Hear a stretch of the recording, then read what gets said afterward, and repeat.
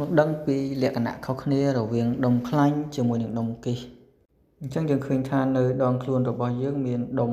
ហើយដុំនោះគឺអត់ក្រហមអត់ឈឺអត់ក្តៅហើយកើតឡើងក្នុងរយៈពេលយូរខែយូរឆ្នាំมันមានផលប៉ះពាល់អីដែលធំដុំឡើយដុំគិសពេលខ្លះคล้ายទៅជាក្រហមហើមឈឺទៅជាខ្ទុះអាចធ្វើឲ្យក្តៅខ្លួនជាដើមចំពោះដុំខ្លាញ់វិញមិនងាយបង្កបញ្ហាខ្ទុះឬក៏ឡើងបុសអីទេជាទូទៅដុំខ្លាញ់មានទំហំធំជាងដុំគិសចំពោះមូលហេតុគឺភាគច្រើនបង្កមកពីការរលាកគល់រោមឬក៏បំរែបំរួលនៃគល់រោម